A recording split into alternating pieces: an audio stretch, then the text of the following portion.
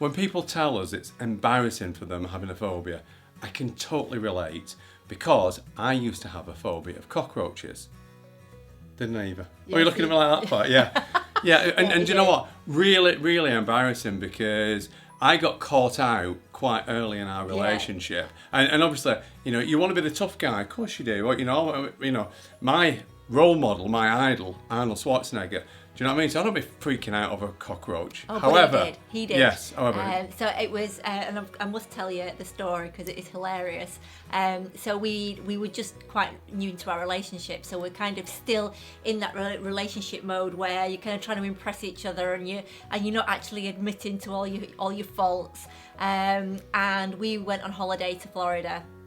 And we didn't realise spring break, and we just thought, when we went on holiday, we were literally driving round the whole of Florida, and we ended up going down towards Miami. Spring break, we could not find a hotel room anywhere. After driving around kind of all night, how it felt, by 10 p.m. we actually managed to find a ground floor room in a motel. So we're absolutely delighted. We were so grateful to the receptionist. We're like, thank you so, so much. We went into our room and it was like, oh, amazing. So we sat on our bed and we unpacked everything and we sat on the bed and we're kind of watching TV, and then all of a sudden Nick started to scream. Well, do you know what? You say that, and that's really not my recollection that I ever screamed, to be fair. But he stood on the bed and screamed, and I'm like, but what's interesting is that I still, you know, I believe that you're telling me that, but I don't recall that.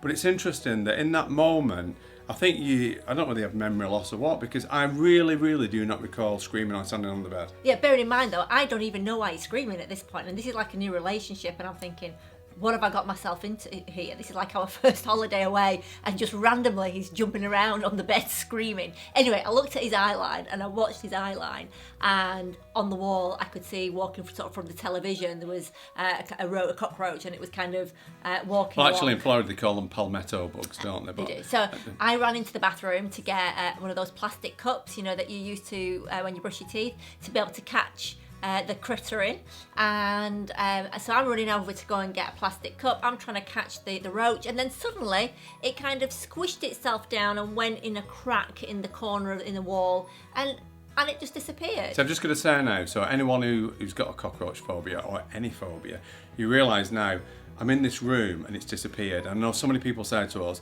if I go to bed and I see a spider on the floor and then it disappears, I cannot sleep in that room at night. So people will relate to this. But one thing I know, that the thing with palmetto bugs, they can fly, they can swim, and they can actually contract the body down so small that they can go through a crack in the wall. And I'm just thinking, what he's actually doing, he's gone to visit his other 10,000 relatives that are in between the wall there. And he's going to say, right, the light's going to go out soon, let's come out and let's invade. That's you trying to that's trying to make like justify an unacceptable But you do, reaction, if you've got a phobia, really. you've got to justify you and make an unacceptable situation, because no one should be frightened of cockroaches. You're trying to make it acceptable. Yeah, you're trying to sell it to yourself. Anyway, so I see the cockroach goes and squishes in between the wall, and I think, oh, there you go, it's all over, we're done, we're sorted. And I'm sitting back on the bed. I'm already packing, I'm going, I'm leaving. And I'm like, what the hell are you doing? He said, I can't stay here, we've got to go. I'm like, but seriously, it's gone. And he said, yeah, it's gone to tell its 10,000 mates to come and see me. Exactly. And I was like, okay, so this is why it's relevant that this was the beginning of the relationship, because if it were now, I would have reacted in a different way. However, I was packed up. Okay. So yeah, suitcases in the car. I'm going to check out. Right, so I go, well, what are you going to say to the lady? She so kindly gave us this last room. We made such a big fuss about the fact that we were so exhausted and I had nowhere to stay. She kindly gave us the last room. What on earth are you going to say?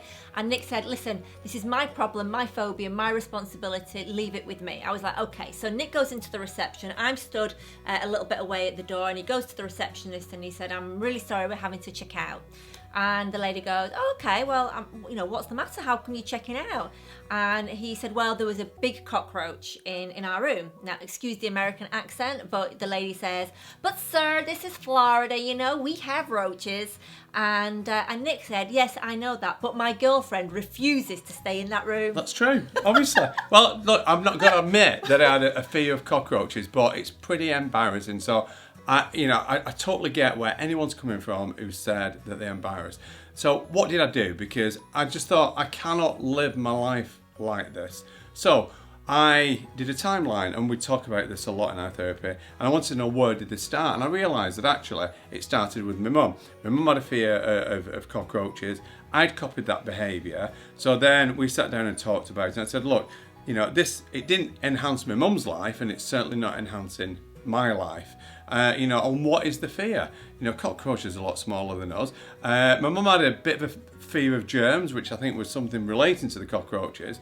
But again, cockroaches, surprisingly, and this is all down to getting new evidence and accurate evidence, because I was previously seen it as a child, which is why, as Eva said, I was screaming, still don't remember.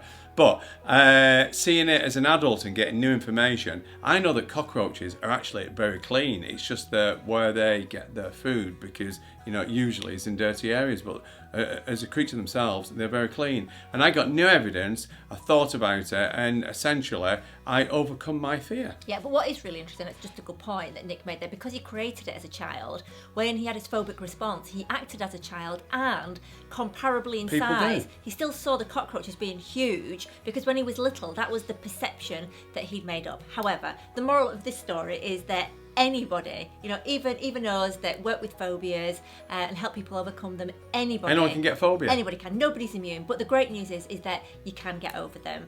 So if you've enjoyed that, I hope you have. I hope it was an interesting story. If you'd like to hear some more of our funny stories and some things that we've never ever shared before, then do make sure to subscribe to our channel, because you will get notified as we upload lots of films, which we are uploading every single week for you to watch and enjoy.